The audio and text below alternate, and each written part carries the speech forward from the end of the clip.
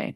Good morning, everyone. Welcome to the Committee of the Whole meeting of Osoyoos Town Council, Tuesday, October the 14th, 2025 at 9 a.m. in Council Chambers. So first off, we need an approval of the agenda. And are there any late items? No, thank you. So could we have, thank you, Councillor King, Councillor Bennett, all in favor. Thank you. And the adoption of some minutes, that would be the Committee of the Whole minutes of September the 9th, 2025. Could we have a motion to adopt those, please? Councillor Chong, Councillor Poderica, all in favor. Thank you. And we will move right into staff reports. And this is a flood mitigation plan 2022 implementation. And we will turn this over to planner, Mr. Garish. Go ahead, please, Chris. Sure, thank you. I'll just wait for the PowerPoint to hopefully come up. So further to the mayor's comments, this presentation is related to a very small component of the flood mitigation plan, and it's the recommendations that relate to the town's land use bylaws, specifically the official community plan, zoning, and land use procedures bylaw. And there are a couple of amendments to those bylaws that we'll lay out for council's consideration and direction today. As per usual with my presentations, I just want to start with some background, and I always start with the statutory authority just so council understands why it has this power and how it may choose to exercise this authority in relation to land use.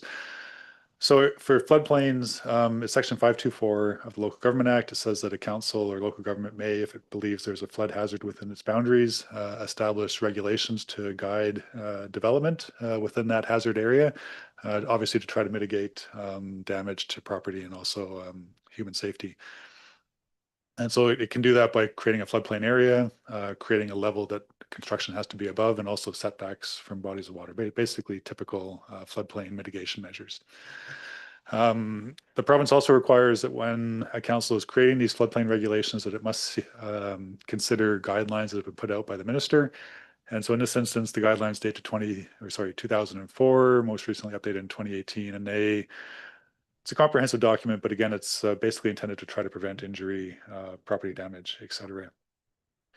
And this will come up later on in the presentation, but there is a provision in the Act as well for property owners who can't meet any floodplain regulations that council's established to come before council and to seek an exemption to those regulations. And there are certain requirements that they have to meet, primarily a geotech engineer or geoscientist who's qualified has made a recommendation that the development, despite not complying with your regs, can proceed in a safe manner. So that's the statutory background. In terms of the town's regulatory approach to floodplain development, didn't do an exhaustive search, but certainly since at least 1980, the town, through its zoning bylaw, has had floodplain regulations in place. And those floodplains primarily relate to Osoyoos Lake. And the elevation that the town, because of course Osoyoos Lake is a controlled level lake, it's been a consistent 287 meters above sea level. That's the floodplain elevation. Anything below that, you have to flood mitigate your development. So we have a 45-year history at least with floodplain regs and zoning. Fast forward now to 2018, and of course there was some significant flood years, 2017, 2018. The town was significantly impacted in 2018. Not just private property, but also town infrastructure was threatened, primarily the sewer system, not just from rising flood levels, but also people pumping out their basements, et cetera, overloading the system, et cetera, et cetera. So following that event, the town applied to UBCM for some funding. This was awarded in 2021. It was under the Community Emergency Preparedness Fund, specifically related to flood risk assessment, flood mapping, and also flood mitigation planning. So those are the criteria by which the funding was provided. So of course that explains why I'm now presenting these land use bylaw amendments, because that was part of the program. So in support of that, once the funding was obtained, a flood mitigation plan was prepared for council. And I believe an overview of this was presented at a previous committee of the whole meeting a couple of years back, outlining a range of recommendations contained within this report, and it is a significant report. I'm not, as I mentioned earlier in the presentation, I'm not going to be touching on all aspects of it. In fact, I'm going to be touching on very few aspects of it, and that's just in relation to the OCP and the zoning bylaw. And so that's the specific recommendations here. This mitigation plan is recommending that the OCP be updated to include new policy statements as well as new mapping to reflect current information that's available nowadays.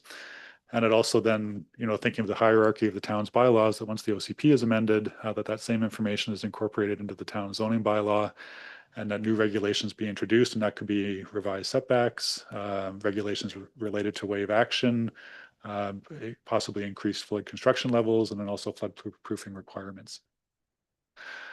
So background is done. Items for consideration today, we've kind of boiled it down to what we think are two main points that we think council should look at. The first one is floodplain level, and then there's also this concept of a wave flood zone, which I'll touch on in a few slides, but I'll deal with floodplain level first. So again, I realize I'm jumping back into a bit of background here, but for context, as I mentioned earlier, 280.7 meters is the floodplain level. The maps that the town has relied on historically have been the ones prepared by the province. And with changes at the provincial level about 20-something years ago, the province got out of floodplain regulation and downloaded that to local governments. So not surprisingly, the floodplain maps that we currently use are the last series produced by the province, and they date to the late 1980s. So again, recognizing that Osoyoos Lake is a controlled level lake, there probably hasn't been too much erosion or accretion on the lake, so I suspect the boundaries haven't changed too much. But again, the floodplain maps are old. I think in a more dynamic watercourse situation, you might be wanting to update your maps every 15 to 20 years. So there's certainly an argument to be made for improving that data now. The mitigation plan, based on current information, is recommending that, yes, surprise, surprise, that the maps be updated and replaced. But as part of that updating and replacing, using, I think, data that was compiled using LIDAR, that the flood elevation level actually be increased about 4 inches or 0.1 of a meter. So go from 280.7 to 280.8. And you can see here that the updated floodplain map, which is the screenshot on right, has been prepared in support of that. This is based on information that was completed by the Okanagan Basin Water Board following the 2017-2018 flood events. They did mapping up and down the valley and came up with all this data, which is what helped inform the town's own flood mitigation report. And so that's the primary recommendation for the increase in flood elevation. So the recommendation before council in relation to this item is that the text in the bylaw be changed from 280.7 to 280.8 to reflect this flood mitigation recommendation.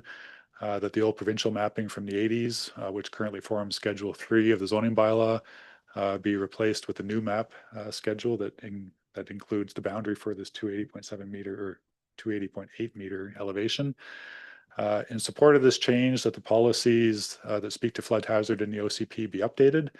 And then also, and this gets back to that comment I made earlier about people being able to approach council for an exemption if they don't meet the regulations. We have a fee for that application in the land use procedures bylaw, but we don't actually have any application requirements or procedures. So given we're recommending that the elevation increase by 4 inches, we're not expecting any additional properties to be affected. And it's not an onerous increase in elevation, but still, if there's people who can't comply and want to put in an exemption request, we're recommending that requirements be specified for those in the land use procedures bylaw. So that's the suite of amendments being proposed in relation to floodplain level, which we can come back to at the end. I'm going to switch gears now and go on to the second item, which was, oh, sure. I know I was on the OWB board when we did the flood mapping story. Yeah. I think it's 2020.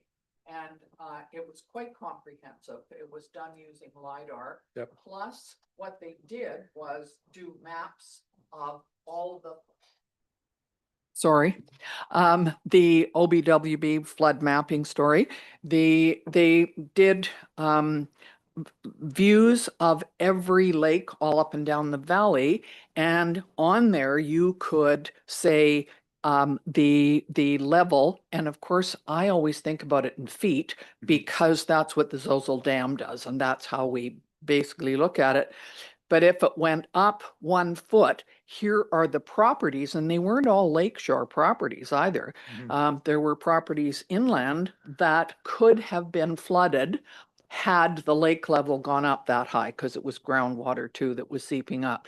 So this, the one done by True was basically based on that. And I know that OBWB has done sort of an updated version of that as well. So there's quite a bit of information Mhm. out there already. Anyway, thanks. I just wanted to point that out. It's what I was thinking about it when we were doing it. So no problem. Go ahead. Thanks. Sure, thank you, and through the mayor. So, and I'll take that opportunity just to come back to this slide and revisit the screenshot of the proposed new floodplain map, and further to the comments.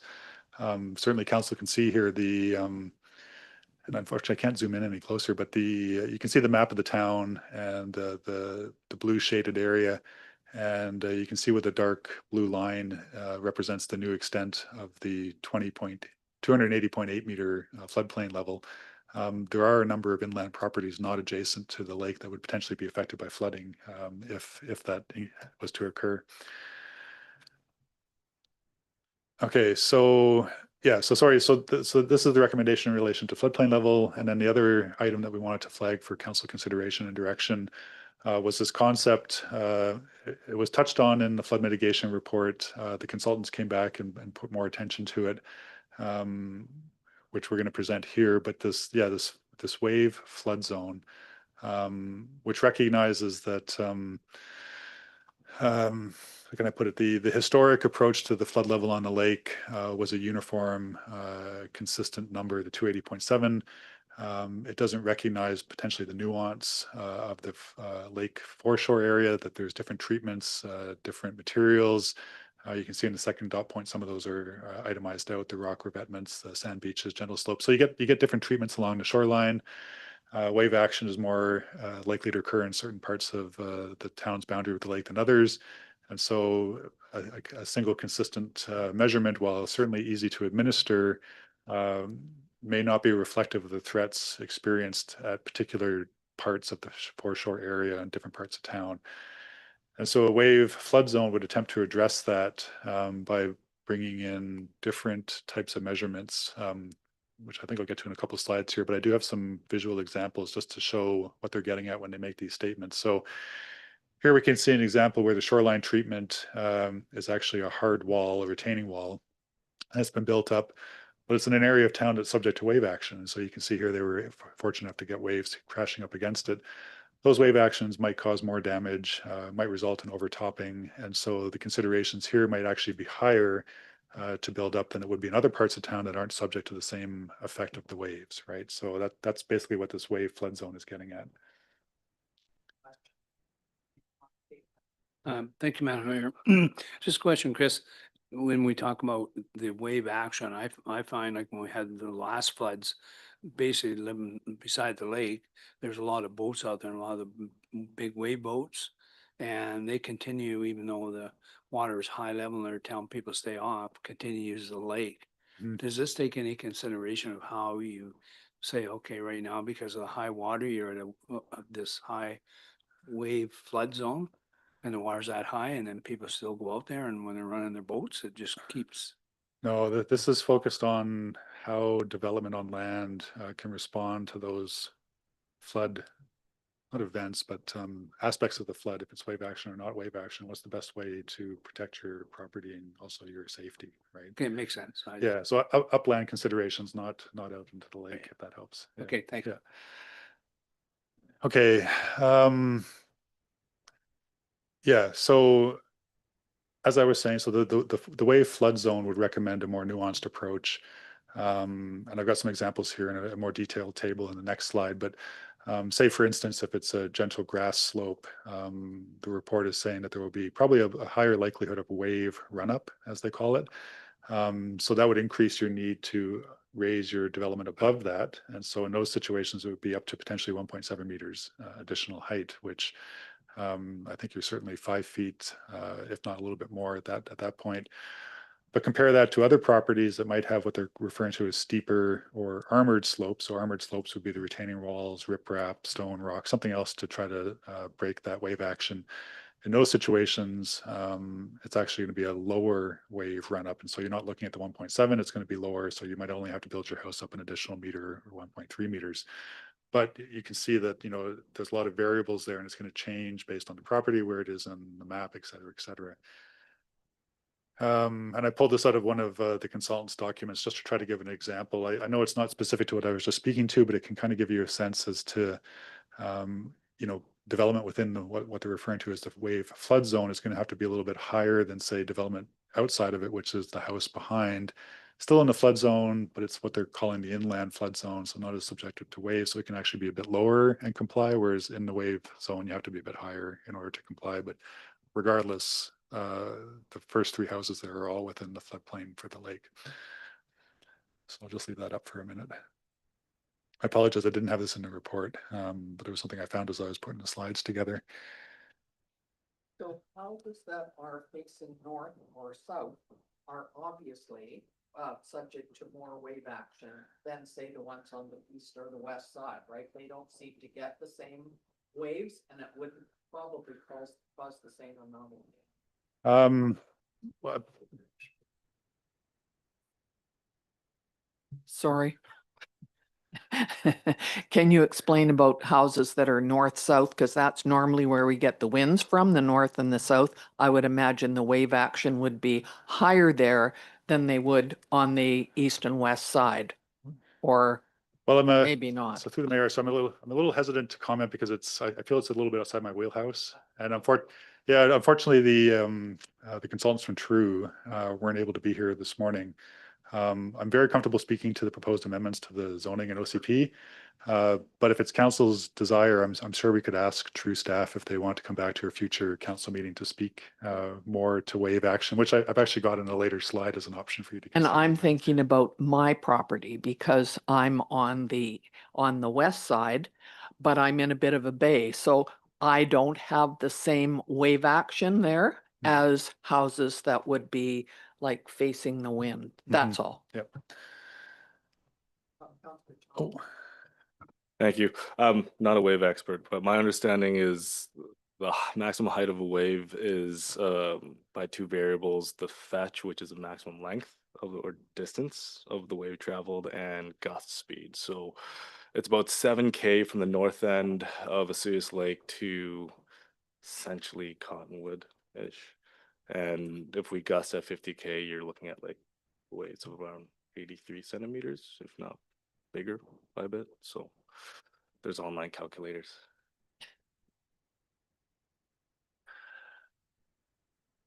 okay, so for staff, this is where it gets more interesting. If there was a desire to create and implement this wave flood zone. And so this table would potentially have to become part of the zoning bylaw and would have to be considered when looking at building permit applications. And I'll be frank, I mean, it presents a challenge for us at a staff level in terms of having to determine based on that property what the shoreline treatment is, what the slope is to the shoreline, and how that relates to the structure that's being proposed as part of the building permit application and doesn't comply with these regs. And then you can see at the far right column the variable levels that would have to be complied with based on those other considerations such as slope and shoreline treatment. So it varies from, I think, a low of 280.8 in the inland flood zone up to a high of it looks like 280.2 if it's grass with a steep slope in the wave flood zone. So potentially a challenging approach, although we recognize it would be much more nuanced than the flat, consistent, uniform 280.8 meters.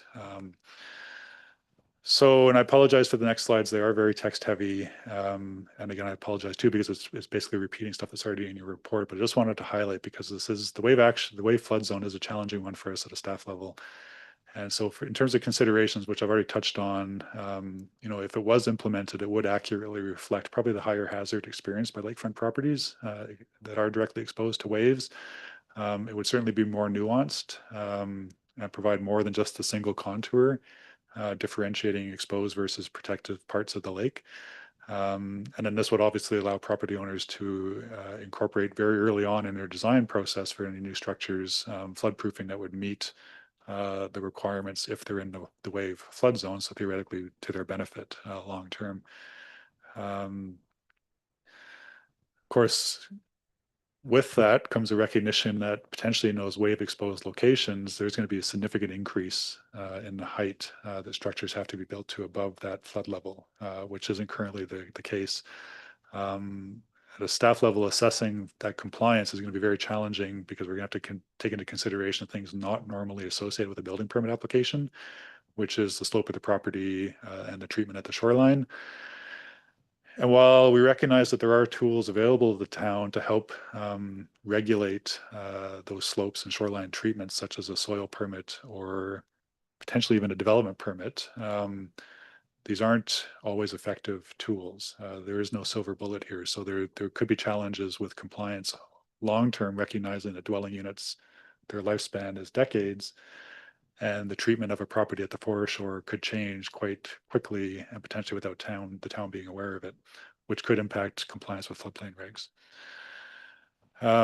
And again, just similar to those comments, staff do have the concern that there may not be resources or expertise to monitor those shoreline changes as they occur.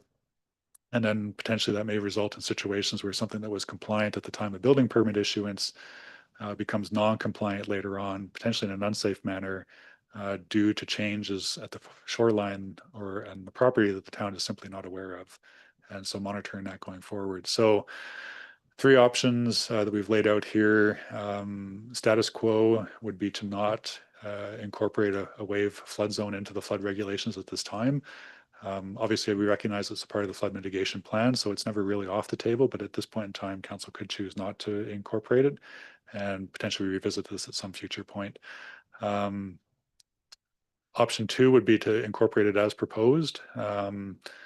So this would be the nuanced approach that it would have this table built into the zoning bylaw, which would have to be complied with at the time of building permit application, and staff would assess and enforce accordingly. And then option 3 would be kind of a variation on option 2 and option 1 together. The flood wave, sorry, I keep saying it backwards. The wave flood zone would be incorporated into the zoning bylaw, but it wouldn't have the nuanced approach. It would take the highest level and build that as the baseline for that flood zone, which is, and I want to emphasize for council, it's not the whole of the lake. It's just some identified areas within town. I think the stats I had in the staff report were 262 of the currently 450 something properties would be affected by the wave flood zone. So it would be 50% or a little bit higher currently that would apply to this.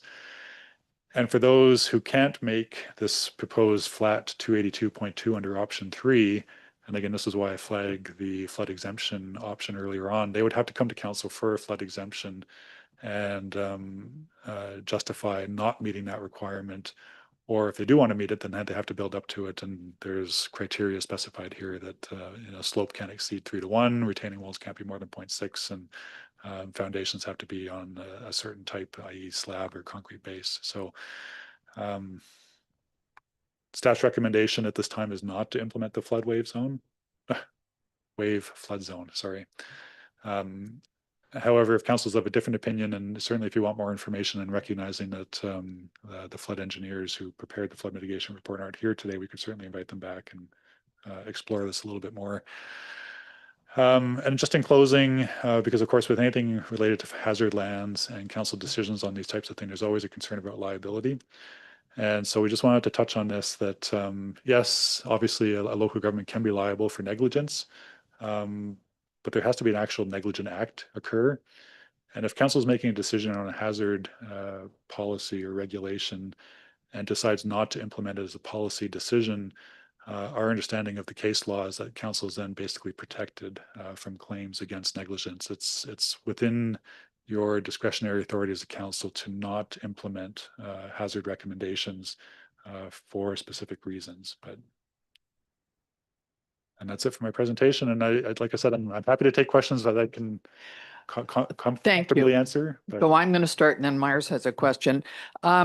If someone has a house that's built and they want to build a new one, and they take down the house, if they leave the footprint there, are they legally allowed to build on that same footprint? Or does it mean that they would have to then raise the level of the house because they're building a new one?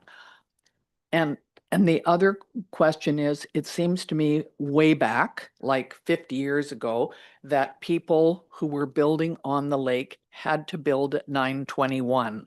Now that was feet above sea level. And that's in my mind. I remember that 921, and people who were building then could not put in a basement. They had to put in a crawl space. And I've known Yeah. several houses along there. Does that make sense? Is that what I Yep. remember? Okay, thanks. Thank you, Madam Mayor. I guess my concern would be if we implemented this, that being an insurance background, people that all bought insurance and they're on considered floodplain, and we change that floodplain to a different level of how the insurance companies would react, or how they'd use that to say, if there's flood claims, we're not going to pay it because you're no longer there, and those people don't have an opportunity to raise their houses. I'm just playing devil's advocate. I don't know how that would work, but it concerns me. Can I answer some questions? Yeah. You want to answer them first, and then we'll keep that one? Okay, go Well, ahead, thanks. I'm getting a list, and my memory is not as good as it used to be, but, oh, are you? Okay. So I'll just jump back into the non-conforming rights that might occur. So the local government, so non-conforming rights are something that are covered under statute. And so local governments can't change that. And so property owners would, I suspect, benefit from situations where they built their house in compliance with the bylaws at the time. And I'll use the example if we go from 280.7 meters up to 280.8. And then the local government changes its bylaw. And so now it's 4 inches higher, 0.1 of a meter. They were legally, well, theoretically, they were legally conforming at the time that the house was constructed, because they complied with the bylaw at that point. And if the bylaw changes, then most likely they have non-conforming rights under the act. And we can't mess around with that as a local government. Now, where it gets tricky is if they actually do demolish the house, because I think there's provisions that speak to, well, you're reading it, but correct me if I get anything wrong here. So if the value of the house above the foundation is reduced or removed by more than 75% in the estimation of the building inspector, then they've lost their grandfathered rights, right? So if they demolish the whole house to build new, then our expectation would be that they then comply with the bylaw requirements in place at that time. But if they manage to maintain that 75% and the inspector agrees, then theoretically they could rebuild on the same foundation, even if it's 0.1 of a meter lower, right? Within certain parameters. I think there's also the destroyed or damaged, and it's a 6-month window, or what? Yeah, if that's 75% applies and the damage or destroyed. I'm just thinking sometimes there's situations where if the house is destroyed and it's rebuilt, but of course this never happens, because if we're talking about a house that was built 50 years ago, in order to maintain your grandfathered rights, you'd have to rebuild it exactly as it was previously, but hardly anybody ever wants to do that, right? So grandfathered rights can disappear that way. The second question on the basements within the floodplain. So yeah, that's basically a health and safety issue. And again, I didn't go back further than 1980, but I suspect all of your zoning bylaws since that time have basically said that anything below that level, which is where you're usually going to find a basement, like the habitable part is built above 280.7, but anything below that can't be habitable. So I suspect when you say reference to a crawl space, well, that's not really habitable. So a crawl space is fine, but you can't really have a basement where you're potentially going to be putting bedrooms, because that's below the floodplain, and you can't be putting people into that kind of a hazard situation, right? So, Unfortunately, there were a few homes that had that problem when the flood happened in 2017 and 18. And when the building inspector went in, and I remember this, they discovered that there were bedrooms and bathrooms down in that basement, which were not allowed. yeah. And they did it without showing, and the rules were already in place. So Yeah. I'm not sure what happens to those people, but how, and Myers' question about insurance, how does that affect it? Well, so and again, I mean, not knowing the specifics of it, but generally speaking, so that would be a situation where it wasn't lawfully established, right? So there is no non-conforming rights, and it never should have been there. But there also may be situations along the lake, because recognizing some of those houses have been there for decades and decades, that they might predate any floodplain regulations, and that they might have been built with full basements. So those could have been lawfully established, and trying to determine that. I think at a staff level, our position has always been that it's up to the property owner to establish non-conforming rights because we just simply don't have the records. So they need to show us that this existed and was lawfully established prior to any change in the bylaw, right? So I can't recall if we got to the third. So the liability issue, I just can't speak to that one. Yeah, how the insurance companies would look at it. But from our perspective, that we're governed by the Act and non-conformity, and was it lawfully established, and were they complying? And Okay, Councillor Chong. Oh, no, it's just a comment on the insurance question was, I mean, we're increasing it by 0.1 meters, right? So it's very likely that if that property was already considered in floodplain, I don't think the 0.1 is really going to shift it. Like it's very likely that the property is not gonna qualify, right? How could we went to? Sorry, I was talking, not the 0.4, I was talking about if you increase it to where they want the maximum, then it'd be 50% of the houses in the cities are probably non-conforming. Yeah. And then that would concern me. I'm not talking about the forms, Mhm. I'm just saying, if we went to the maximum, like Chris said. Gotcha. Like with the waveform. Yeah. Yeah. Then would that? I just wonder if that wouldn't be in like the floodplain definition, and I don't know. You're an insurance guy. That's Yeah. Well, I know that if you do have a claim and you have a house fire, like Chris said, if it burns 75%, there's been some big lawsuits where you've had an industrial place like in Nanaimo with a Texas ball plant that's right on the water, and they wanted them to move, and they had a fire and 75% of the structure burned. And there's lawsuits for about 4 or 5 years trying to decide if it was 73% burned or 78, because Texaco didn't want to move and the city wanted to move. And in the end, they come to agreement, but that's, I just brought it up just for information.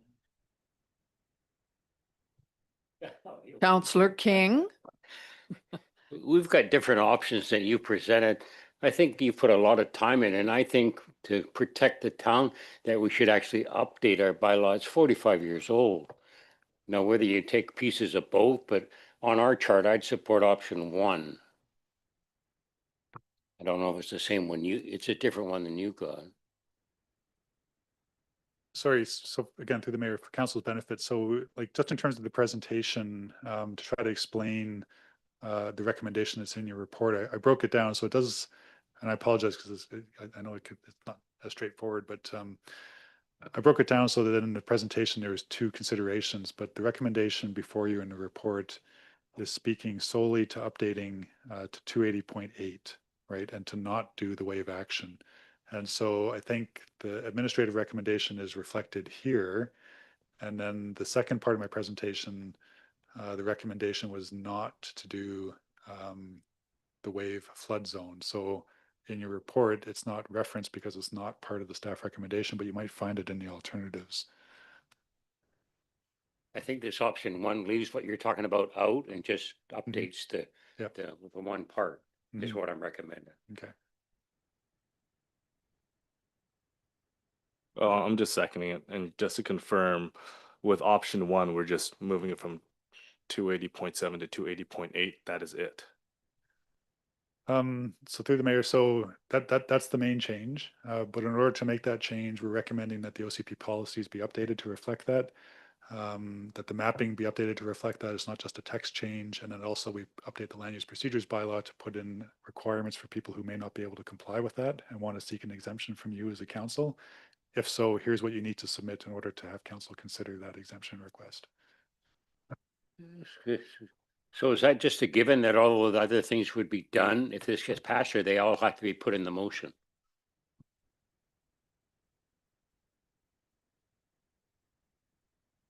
The wave flood zone is only incorporated in number 2, so not in number 1. Yeah. So again, through the mayor, so the recommendation before you would be the OCP zoning and land use procedure changes to do just the 280.7 to 280.8. Yep. No wave flood zone. You would change any of the other policies, right? Okay, that's fine. That's fine. So you're moving that? Yeah. And you're seconding that? Is there anybody else that wants to talk about that first? And several of the things that you've got further in the report show protection of wells and community property. Is that a sort of a separate issue? Or like I wasn't quite sure, because I think those things are important, and that's sort of what we had, what was recommended, wasn't it? That that we look at those, like the wells and that type of thing. That's important for us to upgrade. Is that included in this or not? No. No. Okay, it's just in the report, and so I wondered. Okay. Yeah, so just for council's benefit, in this mitigation plan, there's actually a table later on, and it shows a number of priorities set out in the plan, ranked by high, medium, and low. And so what's before you today is a very small sliver of that, and it's just the land use bylaws dealing with the recommendations in relation to OCP and zoning. But I believe there's a suite of other changes that the town is looking at. And Yeah. Go ahead, Count. Yeah, Mr. Your Brisbane. worship, there is some flood mitigation work going on. Trude, as part of the report, identified several millions of dollars of public infrastructure that could be flood proofed. We did receive a grant for some of that work, and it is actually going on right now. So what you might see in some areas of the community is these boxes on large or tall pedestals, and that's basically flood proofing the electrical work. So there is some work being done as we speak. We can do a lot more, but we're taking some steps to do a few of the most critical pieces of infrastructure. So those will, those things will be done as long as the money holds out, because we don't have enough money to do them all right now. Is that correct? That's correct. I think in the Chair report, there was something like close to $10 million worth of recommended or infrastructure Mhm. that was within the floodplain. Yeah, and plus, in addition to that, there was recommendations to do additional consultation or consulting work on a few other pieces of infrastructure, which, in my opinion, that there'd likely be a lot more issues identified. So, yeah, we're doing a few $100,000 worth of improvements this year. We'll keep our eyes open for additional grants and slowly pick away at more of those areas to improve our position, and well, not if when a flood occurs, to protect that infrastructure. But it's going to be a very long process, and Sure. we'll just be picking off slowly as grants again come available and the highest priorities. So I was just looking at the table 6.4 flood mitigation priorities and strategies. And so they're all sort of, listed there. So I agree. There's a lot of work to be done. Go ahead, Mrs. Colson. Thank you, Your Worship. There was another report that was just recently completed by True as well, and that was identifying trigger points all around the town, and at what point action should be taken and what equipment should be deployed at that point. And that report's complete. So it has been moved and seconded that we go with option number 1. And I will call the question. All in favor? Thank you very much. That's passed. Thank you. Next we have too many pages in here. 193.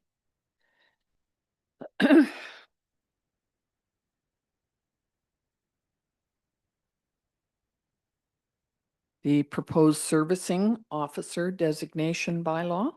Is that, Chris, you're going to talk to that one too? I will. Thank And my presentation is shorter. So this is an interesting one, and it's a fairly new position. And I think only within the last 4 or 5, 6 months, local governments have started to pass the bylaws required to create these positions statutorily. And they all date to amendments enacted by the province last year. And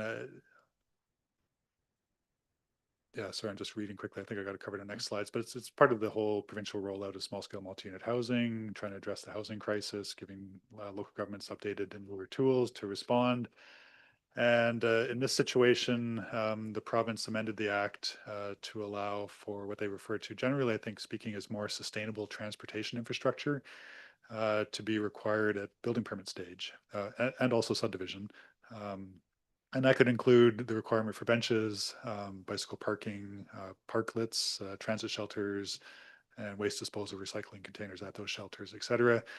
And then also to give local governments more flexibility if they wanted to pursue design features in their infrastructure related to energy and water conservation or reduction of greenhouse gas and climate resiliency. So the interesting part of this is not so much those sustainable infrastructure requirements, is that this new servicing officer position has been created. Historically, transportation upgrades that could be taken at subdivision. The town for probably decades has had an approving officer appointed under the legislation, but their ability to ask for that is only at subdivision. I take it local governments across the province have flagged previously that some of these infrastructure upgrades would be beneficial to take at building permit stage, but that's outside the approving officer's authority. So how do you deal with that? The province's response has been to create this new servicing officer position. And so the servicing officer can do what the approving officer can do, but at building permit. And so the council now has the ability to appoint a servicing officer, and in doing so, it can be one of the following, which is an interesting list when you look at it. Municipal engineer, municipal land use planner, or somebody similar, or any other employee of the municipality, or any person under contract. So I'm not really sure who it excludes, but it's a wide range of people. Yeah. So, and I've kind of meandered a bit here and touched on some of this already, but yeah, so the servicing officer can request road dedication, which is interesting at building permit stage. So theoretically, a condition of building permit could be that somebody now has to undertake a subdivision in order to dedicate road to the town as part of their development. And as I said, this is, I believe, being all pursued in relation to the provincial housing objectives. So in terms of considerations for council today, you know, approving this bylaw and appointing the 3 positions listed in it would allow the town to avail itself of this new statutory authority. It would allow for road dedication and the sustainable transportation improvements to be required as a condition of the building permit process now, which has never been the case previously. But that said, the appointment of these officers, I would argue at this point, is probably more of a housekeeping measure. It allows you to have them in place in case you need them, depending on the type of development that comes in. But from a staff level looking at it, we suspect that there probably wouldn't be very many asks put forward by the servicing officer until such time as the town has updated its development servicing bylaw to incorporate some of these sustainable transportation authorities or features that it can now ask for, and then also updated some of its master plans so the servicing officer knows what council's priorities are in terms of trying to acquire some of these things at the building permit stage. In the absence of that, I suspect the servicing officer won't be asking for much until these other bylaws and plans are updated.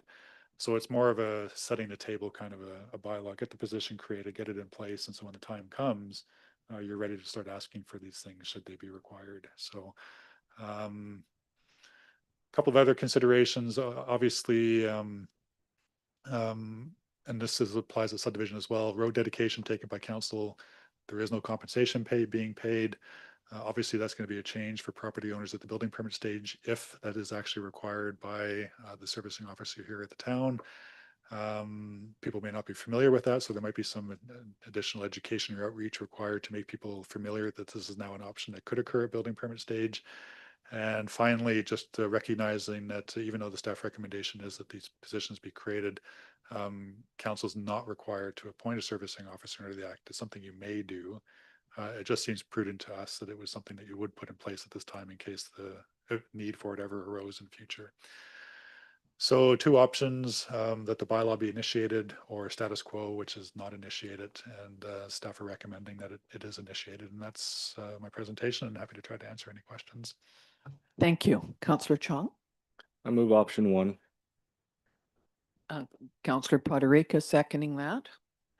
Any other questions? All in favor? Thank you very much. Appreciate that. Okay, we'll move on to the quarterly council strategic priorities chart, infrastructure strategy. Mr. Risling. Thank you, Your Worship. Yeah, it's that time of the year again when we get the opportunity to look at council strategic priorities as well as the infrastructure strategy. Um, uh, Approved document. As you're aware, and maybe I'll reiterate, early in the term, council took the initiative to develop a plan so that both administration and public understood what your priorities are.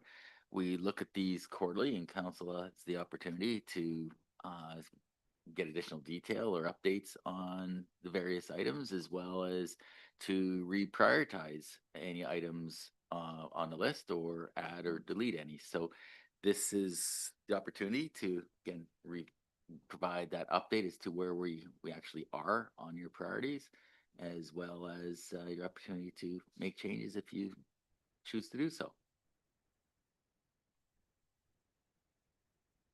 So do you want us to come up with Yeah, we're gonna look at attachment number 1 first. So the Yes. green ones yeah, so- have been completed and the red ones are in the works, but they haven't quite been completed. So Yeah. they're a little bit late. Yeah, so Yeah. attachment 1 is the existing council priorities chart, and it provides a status update. So the various items had a proposed completion date. Some of those were not completed on time or are being delayed, mostly due to still staffing vacancies that we're getting closer in that front to filling them all, but we still have some key vacancies. And then there's ones that are on schedule or completed. Attachment 2 is the infrastructure strategy that has remained relatively unchanged over the last couple of years. Then attachment 3 is again the strategic priorities and proposed amendments to it. So attachment 3 is basically taking off those items that were completed, and there's a couple within administration that are being proposed to be added. And so I guess attachment, if you're going to be talking about the items, attachment 1 is Sure. just if you want to seek input as to how we're making out on things. Then 2 is the infrastructure strategy, if there's anything that you'd like to change there. And probably attachment 3 is the one that council should spend the most amount of time on, because that's really the approval of that document provides both administration and the public with what you'd like to see done next, and or items that are identified for future consideration. Thank you. One thing I'm just going to throw in before I turn it over to Councillor Chong is that under advocacy, the primary care dialogue, it says RDOS. In fact, Tracy St. Clair from Divisions of Family Practice has asked if she can come to a council meeting, and I believe she's coming on the 28th of October. And therefore that one, it's not RDOS. She did come and present to RDOS, but she will be presenting to Esui's Council on the 28th, okay? So go ahead, Councillor Chong. Thank you. I just wanted to clarify. So attachment 3, planning development point 5, investigate scope and cost for low speed vehicle pilot project. That should be crossed off because that's coming later this afternoon, no? Well, through your worship, yeah, if this was presented after it approved, then we Yeah, could actually fair take it enough. off the list. So I'm thinking it's going to be. Yeah. And what's our process on the speed reduction aspect of things? So that item is something that we should bring forward fairly soon. We have acquired enough information from Ministry of Transportation and Transit on what is required. In essence, we would require to be putting up signs at each exit point off of, in our case, most of the provincial highways, or any areas that we would change the speed zones within our community. And what I mean by this, so if council decided they wanted to go with 40 kilometer an hour throughout the entire community, we would need to put up a speed sign at every entrance or exit point off a highway, as it's called in the act, indicating that the speed has changed. So we could talk about it now. It's likely going to be included in the budget documents as a discussion point. Is we'd have to purchase a lot of signs to actually change that speed limit. But that is definitely within council's bailiwick and can make that change if they would like to. Go ahead. Thank you, Worship. Through you, I see everything. Just a question with that last comment there. I had also assumed that that would also include any connection between us and Area A. So if any road would connect to, let's say, 92nd, there would be signage in there. So every, as a road now enters into Area A, leaving the town boundary or entering the town boundary, that would also be included as well. That's correct. Any place where there's a change in speed, so there would be a lot of signs that would be required. Thank you. Required. So are there concerns about any of the other things? I know that I see on the list the Palms BC housing feasibility. I'm assuming that has been started. Am I Your correct? Worship, there's been some preliminary discussions with another entity regarding non-market housing.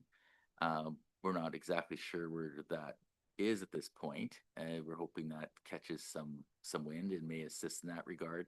We still have, a couple of properties that can be considered for additional development. So we're waiting for that one potential lead to see how that transpires and for council's consideration.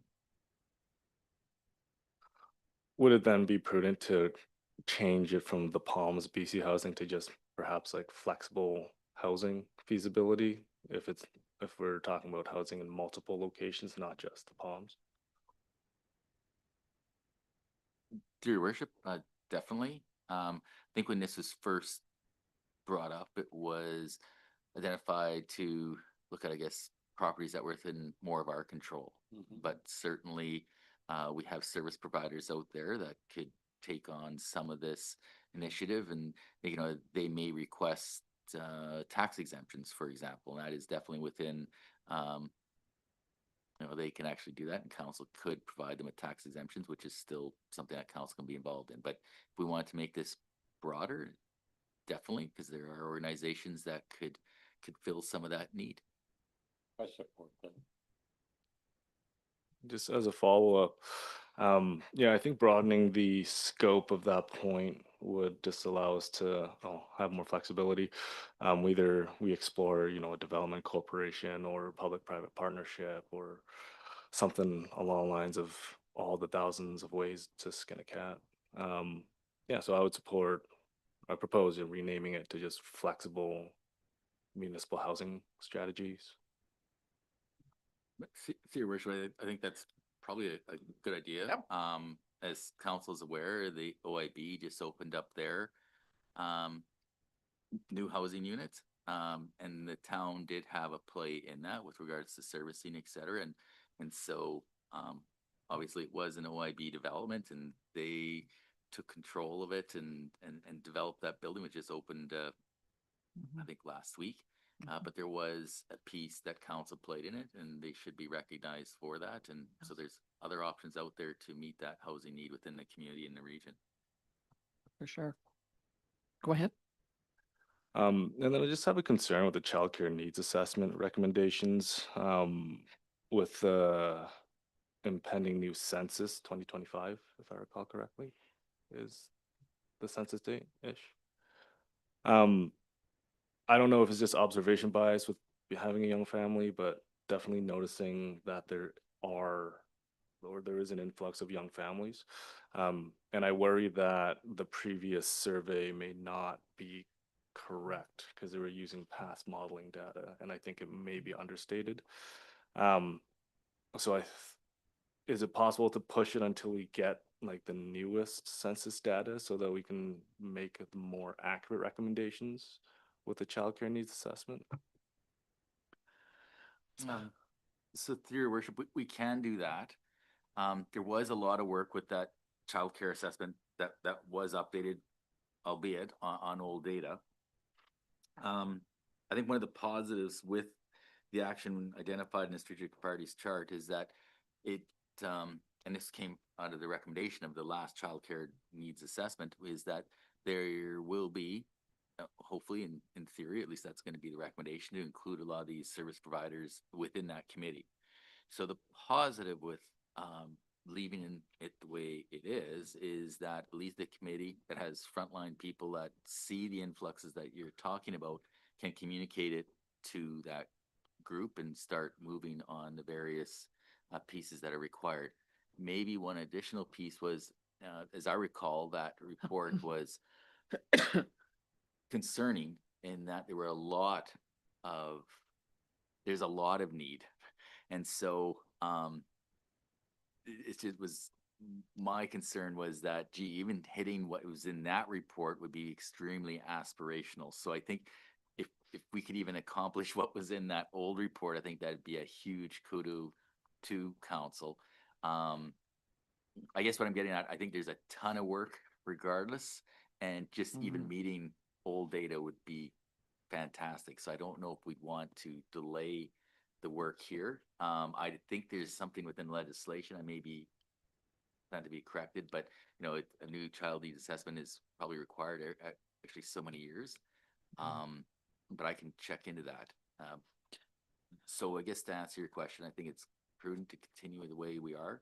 And if council so chooses to do a child needs assessment sooner, we can include it in the 2026 budget or 2027 budget and move forward then, because it does take several months to go through the RFP process, get the data, and implement. So, Yeah, I agree with that. Councillor King? Yeah, I support leaving it here. I guess the question is, government has changed some new legislation to allow schools to have children now, certain times of day, in the morning and late afternoon. So I just want to bring that to your attention to maybe look at that or be aware of that. $19. thank you, Your Worship. I'll make sure I provide that information to Director of Community Services, as they're going to be involved in that committee. And again, hopefully, when this report does come forward, which I believe is in the next month, that'd be a great opportunity to share as much information as possible that people around this table are aware of, so that it could be put on that agenda. Definitely the Oliver Elementary and Asuyas Elementary have students after school and before school now already. So Legislation's just been put in place. yeah, I saw that. I just got Go ahead. one other question. On this under next, you talk about significant special events, a support policy. Is that under your umbrella, or does that go to community services? It is more community services, but it is kind of a budget debate. So I know we have a lot of nonprofit organizations that have sometimes asked for additional support in coordinating or organizing their events. And so if that's a council desire to actually provide that additional support, it would likely be through a budget request, and that position would likely be located in community services. Okay. So is there anything else that anybody wanted to have a look at? Go ahead. Yeah. Are we sure that the Parks Master Plan will be finished by the end of the year? I mean, it keeps getting moved. I keep getting questions asked. Dear Worship, we are very hopeful that it will be prior to your end. I know that is holding up a lot of other projects. I know we've had, this council's aware that the pickleball organization is anxiously waiting for the commencement of the improvements to our court up at the dog park / ball diamonds. I'm just keeping my fingers crossed that we can proceed on that, and with any luck, maybe even before the budget process, so it would provide better information.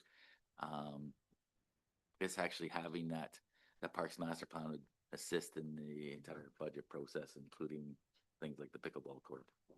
I wasn't referring to pickleball court, I just generally, I guess under the same thing though, about the facility asset management, is that going to be finished like very shortly also? Number 3.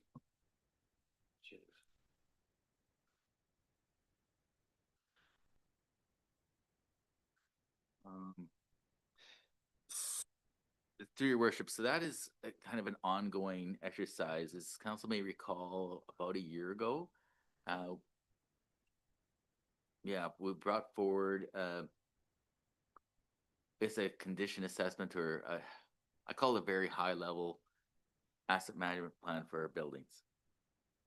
I think we've also said, and I think council even attended a session, I think it was last year with Silga, talking about the importance of asset management, but it also is very time consuming. So one of the things that we struggle with on the administration side is to really take asset management seriously, but it probably require a full-time employee that went around and looked at all the mechanical pieces, et cetera, in buildings and all of our other assets. So it's one of those things that we're struggling with as far as how much time is available to actually update things like our asset management plans, especially on buildings, because that changes. We also have the complexity of a lot of our buildings are actually rented to nonprofits, and a lot of those buildings are in very poor condition. And just the time required to go through them is really not really meeting our needs. And council found this out only a few months ago. The last windstorm, we lost the roof building just 2 doors over. We could see it every day. We knew it was in very, very poor condition. And that wind made it worse. And plus Desert Park, which we didn't know. We had some, basically water damage, rotted some sheathing, and also some of the structural 2/8 that are holding up that building. We're still in the process of actually getting that assessed to determine what will be the cost to complete that building. So I think this is something that we with our existing resources is just a very slow process. It's something that unfortunately is really required, but we just don't have the time to do the amount of detailed work that we actually require, and that is going to cause a problem during the budget process. I guess that leads to my next question. Since part of it's done, especially with the big items the town owns, do you feel some things might come forward at budget time? Through your worship, yes. Okay. Yes. Anything can come up at budget time, can't it? Okay, go ahead, Councillor Chung. Would this be an appropriate time to add fencing, the splash park? Through your worship, it's definitely something that could be there, and maybe I'll just even ask the secondary question: is it something that's going to go under next? Is it something that's a higher council priority, and maybe is it something you'd like administration to include in the budget documents for 2026? Yes, all the above. I just think it's a quick win, relatively quick. So you want it to go under next as an item, and then I want to go down to community services? Is that where it would go? I guess I'm thinking that it's probably a quicker hit. Therefore, I'm not sure if it's really requires to go under council priorities. A lot of the council priorities are at a higher level. I mean, we could put it there, or we could put it under community services, that funding be incorporated into the 2026 budget. Alternatively, rather than actually putting in strategic priorities, you could actually just make a motion for it and not include in the council strategic priorities, and we can follow it up through the budget process. So I think there's a few ways of actually doing it. If you want to keep it, I guess, more visual to the public, you can add it here, but you could do it through a motion, and administration do it in the budget process that way as well. Can we just put it in here so it's more visual, and also then we don't need a motion? Well, We'll need a motion to accept all the changes, yes, but like, then I don't have to do a notice of motions and then wait and this and this and this and this. Sure. Yeah. So are you supporting community services or under next or both? Under next. So the top left then. Yep. So fence. So That's just Splash so Park. council's aware, on the next, there's very little, typically very little, it's okay to put it there. But in the context of how this chart works is typically administration is focusing more on the priorities, the top three. And you slowly pull up those in the next bucket into the council priorities. So a lot of times the next is, maybe administration is working on them because they need to higher priority and it's a longer process. So you can't put it next. It's only gonna be a month. We'll probably include it in the budget, so it's actually gonna be pretty. Yeah, so I think we might as well just put it there, because I'd like it included in the next budget deliberations. And should we make a motion about that or not? No? You'll That add will it in do and we that. Do just have a cover motion to them all. accept the, Okay, so Update. is there anything else about the strategic priorities chart? I should have like Yes. a bell every time I click it. In terms of the supporting local physicians recruitment working group, one of our goals with that committee is to make it much more 50-50 Oliver Asuyas. So that would be, I mean, we have a line here under medical professionals recruitment. I would like, Add Oliver. well, to specify to more so like developing that committee specifically, because we're going to have to change the terms of reference, but staff are going to have to talk together to do that. So are you thinking that, I mean, I was wondering about this as well. I know that Oliver has put in a fair amount of money, so has the RDOS into that. And I'm wondering if you think that part of the budget process should include money for that from Asuyas. I think that should be the next step. I mean, in an ideal world, it would be great if we could have matching numbers with Oliver and also with like Carmius and Similkmeen. But again, it's like, what is that number? And then with that said, then again, like we'll have to change the terms of reference of that committee because you need to have equal participation or membership from all three areas.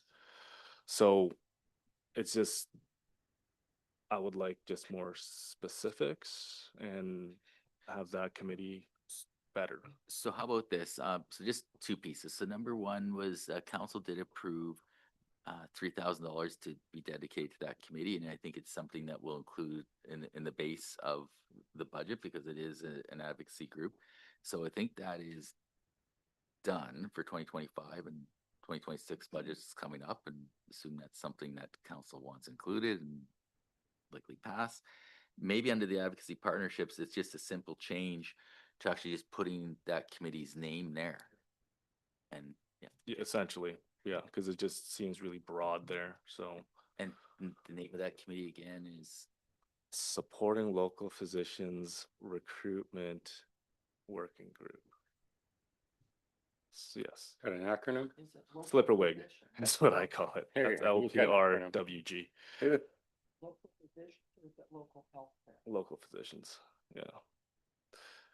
So I know that Minister of Health at some meetings at UBCM was happy to hear that some of the suggested remedies for healthcare were coming from communities and that people were working together. That was a very important part. And Amy Grice, who spoke on this at one of the sessions I was at, did a good job of explaining how Oliver Asuyas and surrounding areas have incorporated some of this already. And I think that probably that will continue. And I'm sure that's a better way because healthcare or the health ministry is not going to fund all this stuff. So if we can look at ways that can work and we can support in terms of money or time or board members, then I think we need to continue to look at that. And obviously it's going to take some funding. Yeah. Just to add on to the mayor's comments, speaking with the Minister of Health at UBCM, a lot of glowing praise. It seems like we're leading the charge with these joint initiatives with recruitment. And like the model we're taking is essentially, again, pilot projecting it and seeing like if we use these initiatives and with this seed money, essentially, what are the effects on health metrics in both communities? And if when we do see a positive effect, that then opens the doors for potential funding from the ministry. Right. So we're using these initiatives as an investment into potential future funding, creating a model that can work for multiple municipalities. But no, it was really encouraging to see. Okay, anything else? So if there is nothing else, then we need a motion to accept, which one is it? In number 2, in number 3. So we've made the changes, and so is that option number 1? Am I correct? Somebody going to make that motion? Councillor King, Councillor Chong? And you've got the list of those things that are on there. Okay, all in favor? That's carried. Thank you very much. And yes, And although it's not required, the infrastructure strategy hasn't changed. If you do Oh, adopt, so that accept would it, be, then it's just changing dates so that the public doesn't get confused as to why that one hasn't changed. so so it's the number 2 then. That's correct. Okay, so we need to do a motion for that It- one as It'll well? probably just be Okay, easier. that number, okay, Councillor Bennett, Councillor Chong, all in favor. Thank you. And, okay, no, I'm sorry, it's already been done. 1, 2 over here, terminated. All in favor. Thank you very much, everybody.